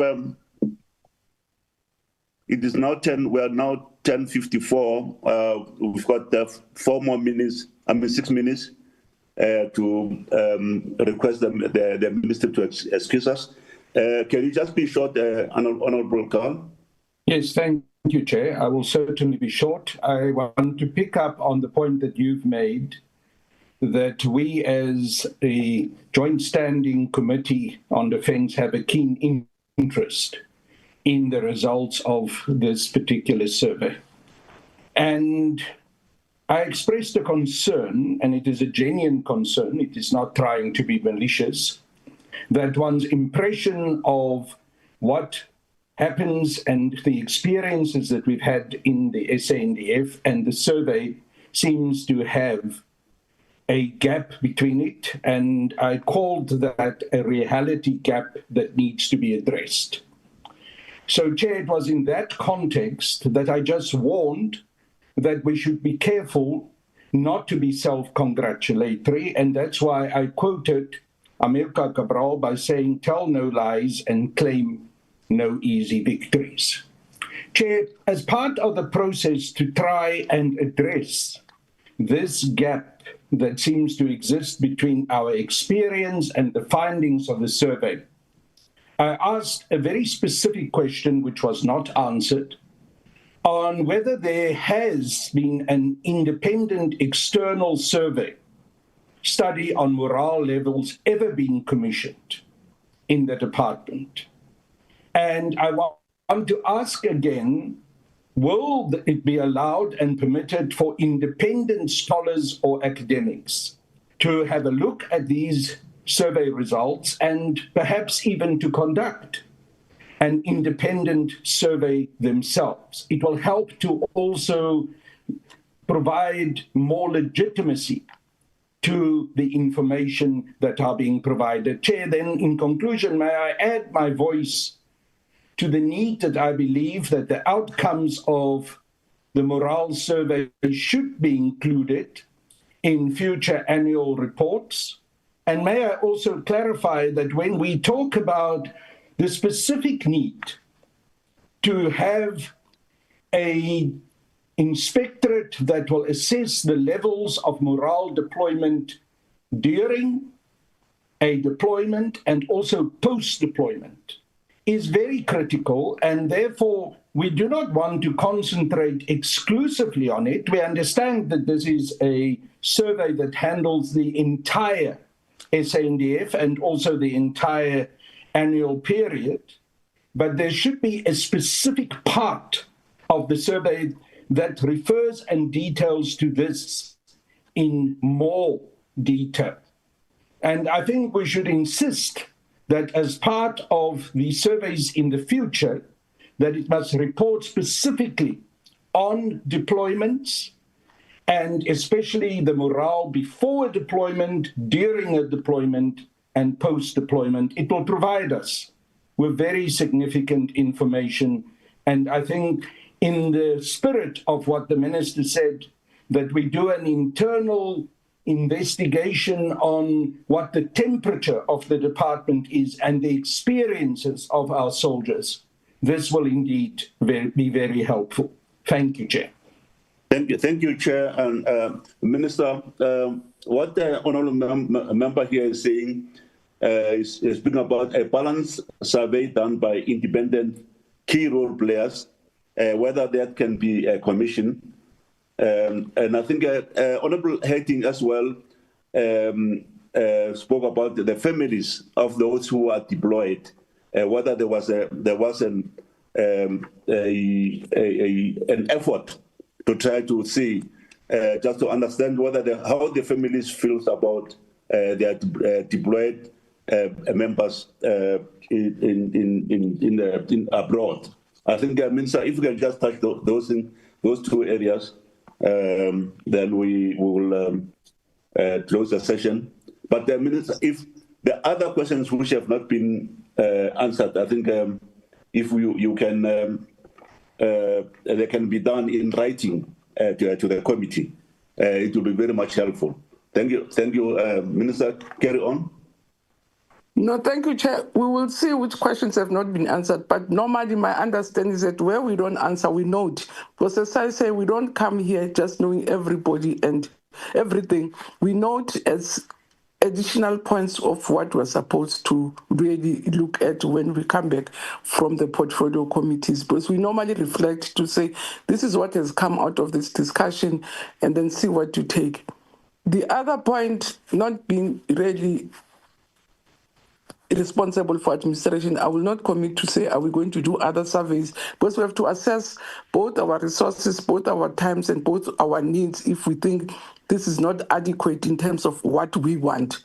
So that before we commit to say we will go outside, we have to really say what is it that the mischief will be trying to address. But it might be helpful, not annually, because annually going out to surveys, it's a problem. I know some of these perceptions, if you are going to use an outside company, it's maybe after 3 years, but let me leave it there to administrators to say, do we need an annual survey which is externally done? Whereas, as I said, this one is really the finger on the pulse, like the doctor putting on the chest to check if you're breathing and if your chests are right. So it's more of an internal thing, but they will answer maybe later. On the other point that you make, Chair, now I've forgotten, I thought I will answer it first. So on the other, I think the general is raising his hands. Well, about families, I was also very impressed when I came to the department. There's a whole battalion of chaplaincy, which works with social workers, work with outside NGOs. Even on the day when their families were coming, they will be the first to receive them. When they are home, they are deployed, everybody, right through the period of mourning and after. Even those that are not mourning, the whole chaplaincy allocates people to families and feed us back on what is coming from families, what the needs are, what the challenges are. And challenges are much more even bigger than the soldiers themselves. Also just dynamics where a person has a partner who stayed with them for 10 years. Now there's a payout. The family says, we didn't pay lobola for you. So we even go to that stage where to say, no, let's sort out where the children are, not whether you have lobola or not. As long as they're children, this is where we come in. So, but the point I'm making, Chair, there's a complete follow-up. But I also know that there are channels that soldiers have to raise, used to raise. That's why I say the opus, HR, chaplaincy. But obviously, in any environment, you'll find that you can't say everything is adequately covered. From the surveys, you can see that there are things that we need to trace, to track down and sort out. Some of the things are clearly things that are administrative, which we can deal with. Some of the things are situational. Things of progression, I've never seen e-progression being a very peaceful process by its nature. And that's why I say I was surprised that them getting positive to say they progress 70,000 peacefully to the apex. It does not happen easily. But on other matters, Chair, I was not surprised about logistics, knowing our environment. That's why I said to the team, I'm quite surprised that we even have 9 positives. The situation we find ourselves is completely untenable. And I am very encouraged and humbled by members of the Defense Force who, under such difficult conditions, still have positive points on areas that I didn't expect any positive points. So for us to capitalize where we possibly are doing right, and so, as I say, some of them are not money. Communication is not money issues. There's a whole team of communication. Myself have been complaining to the communications team to say, I don't feel you. And they will always educate me to say, yeah, more, here is a defense space. We don't go about celebrity communication, minister. So there's also a balance in terms of the space and communication. But there are also areas that I'd raise concerns to say, I just don't think we're doing very well. All the things that you pick up, Chair, and that's why I get happy when we meet with yourselves, because most of the things you raise is things that we would have picked up. So for me, it's to confirm for the administration to say the questions of uniforms is key. The question of tents is key. I picked it up as early as 2024 to say, no, this is untenable. And that's why they finally agreed to really top slice whatever they are doing, reduce and cut down elsewhere to deal with this burning issue about the well-being of soldiers. So for me, it's very encouraging to even have the parliament paying an interest for me in such areas which are very key in the work and the well-being of the department. We said you have 3 minutes. Sorry, there's a teacher in me which is speaking forever. I'm sorry. Yeah, yeah. Thank you, Minister. Minister, yes, we are 5 minutes, after. Thank you very much, Minister, and we want to thank everybody who presented and also who engaged and responded to our questions. The issue of the well-being of soldiers, Minister, is a key component based on the mutual trust between the leadership and the subordinates. Which is very key, Minister, in terms of their mutual reliance amongst them. So this is a factor, Minister, which will work with you to ensure that our soldiers are at 3.9. We need 3.9, Minister, not 3.4. We need 3.5. We need improvement in all those areas which have indicated is, So, Minister, we really appreciate and we want to thank you very much for your presence, and we thank the officials for always preparing for us. And officials, General Lamantron, you must know we have key interest on these issues, and we need you to be, to account to us and to be honest at all times. So without much ado, Minister, we thank you. We'll want to excuse you as we want to go to the second part of our program, and you are excused. Thank you very much. Thank you very much, Chair. Thanks to the committee.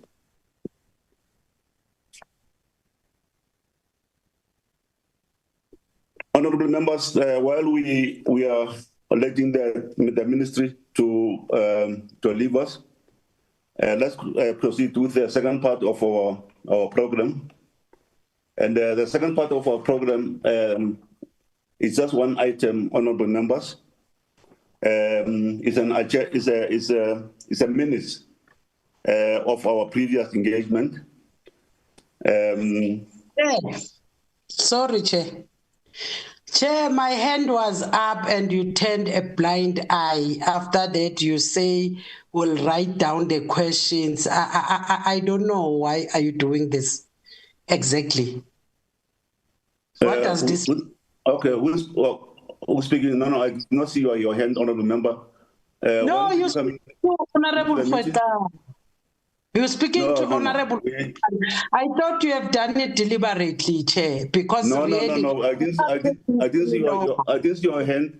I didn't see your hand, Honorable. As you're not in the meeting in the beginning of the meeting. So yes, I joined late due to some circumstances. But I wanted to say I'm sorry I came late and I had questions, but you blocked me until the meeting now. It's about to be over. I don't know. My apology, honorable member. I did not see your hand. I was going to give you a hand. I was going to give you a platform to say whatever you wanted to say. I've changed my got cut earlier on, and I changed the system. I could not see your hand. My apology. Can we continue, members? Our next item for discussion, honorable members, is a minute of the 10th of October. I hope, honorable members, you have gone through the minutes. Those minutes, as you they are flighted on the screen, members. I'll propose that we let's go through them. Yeah, let's move there. Let's go. We have welcome and apologies there. Is there, if okay, just wait there, just wait there, just wait there. Yeah. Is there anything on that which we want us to rectify, honorable members? If none, let's proceed. Let's proceed, Nandipa. Let's proceed. Let's proceed. Yeah, this was the briefing about. Just wait there, but this was the briefing by the minister on the succession planning, honorable members, and as you see, that's section 6, which is what was key, honorable members, the strategic overview of the policy, which was presented by Major General Kondun. That is the area, members, I think, which we must, all of us, put our energy into in trying to resolve the issues of the DoD. And I'm going to request members that we must, all of us, members, the issue of the defense review of 1996, and the defense review of 1998, and the South African White Paper on Defense of 1996, and the defense review of 2015. And these are the documents which the ministry is working on. And we need to understand those members so that we must be able to work together with them and assist them going forward in resolving the critical challenge which we are facing, which is the national security of this country. Let's move on. Let's move on, Nandiba. Yeah, those are the engagement on section 7, honorable members. The remarks by the ministry, the committee resolutions, and one of the committee resolution was us having a joint meeting which we had on over the weekend. I mean, sorry, on Wednesday, and I must really congratulate you, members, for this type of engagement. We have had that this was the first meeting, of a joint committee where we have called the Ministry of Defense and the Ministry of Finance in trying to resolve, the elephant in the room, which is resources. And I'm hopeful, honorable members, that we will be successful as long as we focus on these issues and not talk about any other things. Members, those are the minutes of the 10th of October. Okay, let's engage on this. I see Honorable Carl. No, Chair, I don't know if there's anyone who wants to make changes. I was really raising my hand to propose adoption of the minutes. There you are, honorable members. I'm seconding, Chair. Thank you, Honorable Blagis. The minutes have been duly adopted, and this is the official document of the committee. And members, let me really thank you for your participation in this meeting. And I have hope, honorable members. I have hope this committee is solid. This committee is committed. This committee understands the challenges which are in our shoulders, and let's do more. And we can do it. These things were done before. We cannot fail as long as we work as a team and members. And without much ado, I really appreciate your presence. Let me thank you and thank you for your participation. And Honorable Khotane, it's unfortunate you came late. You will keep on engaging on these issues, and we are looking forward for our next meeting. I think the Secretariat will always communicate with us Without much ado, thank you very much, and the meeting stand adjourned, and enjoy your weekend. Thank you very much. Thank you, Chair. Thank you, Chair. Everybody, colleagues. Goodbye, goodbye, all of you. Drive well, Honorable Nue. Siyabonga kakhulu. Nibe nosuku oluhle. Siyabonga, Honorable.